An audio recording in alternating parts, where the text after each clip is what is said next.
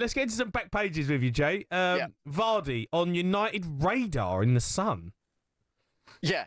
It's so basically Manchester United have been offered the chance to sign Jamie Vardy, Callum Wilson and Dominic Calvert-Lewin. So I think the view from Manchester United is they will actually look into it at the end of the transfer window if they haven't managed to sign a striker. I mean, what we'll say about Vardy is he actually scored more than Xerxes and Hoyland last season. He got 9 goals. Xerxes and Hoyland didn't get 9 goals. Jamie Vardy will score goals at Man United. Yes, he will. Yeah, he will 100% score goals. I think he's seriously worth a punt. Seriously worth a punt for a season. I know it's something like I know it's saying when you look at their options, right? Their striker options. Genuinely, he would probably start quite a few games because he's a proven Premier League goal scorer. I'd say even with Callum Wilson, look, I mean, I love Wilson. He's just left Newcastle, our third top Premier League goal scorer. But ultimately, look, he didn't score last season at all in the Premier League, not a single goal. But if you keep him fit, Wilson is a guaranteed goals as well.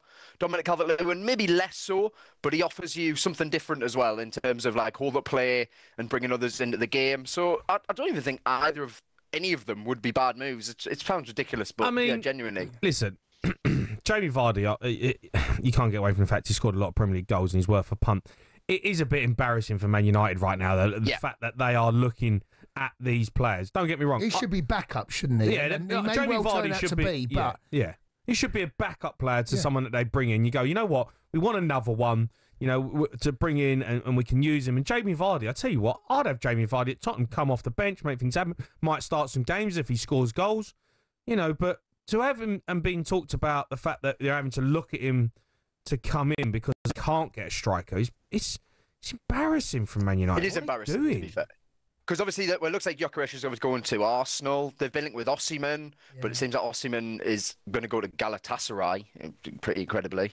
So then they're kind of scrabbling around. Then there's Chesko, I suppose, on the market from Leipzig, but he's about £90 million. That's why Arsenal walked away.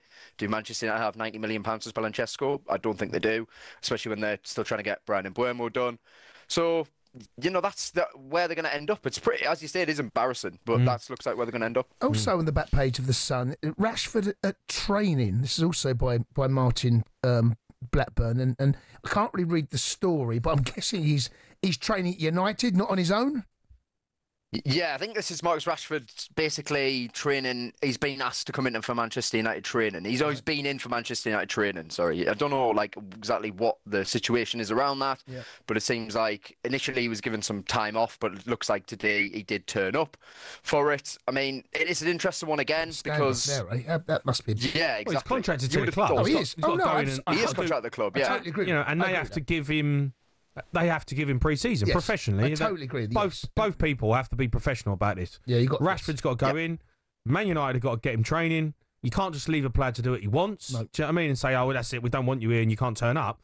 That's not an option. You're contracted as a professional football player. You are entitled to professional coaching. So they have to perform that. He can't go and train on his own. No, he can't. You're not allowed to do that. No. PFA, that's a big no-no. Like Man United have to give him proper training, proper coaches, and with proper players. You can put him in the reserves. That's fine. Yeah. But they have to give him proper coaching. You can't make him train on his own. That's not allowed. Yeah. So, no, well, exactly. As you say, it's just a really difficult situation. I think they would have all hoped by now we would have found a solution and left, but look, it hasn't happened. The transfer window has realistically only just opened. I think we maybe got a bit confused because of the Club World Cup transfer window and where a lot of deals happened, but actually realistically the transfer window is quite early on. There's still plenty of time for Marcus Rashford to find a new club. But it is just a bit of a sticky situation because it's clear that he doesn't want to be there and Amarin doesn't want him there either. But he's got to turn up, as you said. Back page of The Sun again. The Joao factor. He's coming on his full debut, scored 2 goals. No, 2 brilliant goals as well, to be fair. Like, really good finishes from Joao Pedro. Thought excellent. I mean, he's a really good player. He is a really good player. He showed it at Brighton. He showed it at Watford. Can link the play really well. Can play as a striker. Can play as a 10. Can either play on the wing as well. But he played up front, I think, in the first half for Chelsea. And then I think when Nicholas Jackson came on, he dropped back. Obviously, Nicholas Jackson, I saw, missed a pretty good opportunity where he should have squared it at Cole Palmer. Yeah, exactly. So Joao Pedro proving there what he can do. Obviously, there was no Liam Delap, so it can be interesting what happens when Delap comes in. But that Joao Pedro goal means that he's essentially paid for himself and Liam Delap. because Chelsea have made £80 million now for getting to the final of the Club World Cup, which is quite incredible, really. I thought, to be honest, though, at the start of it was absolutely ridiculous. I mean, why is Michael Buffer announcing the teams coming on so the pitch? American, that, isn't it? After spending, after dishing out tickets for $11, by the way. Yeah. They were dishing out tickets for $11. So the stadium was full, but no one was paying anywhere near what it cost to get Michael Buffer involved. But anyway, fair play. We'll see who Chelsea play in the final.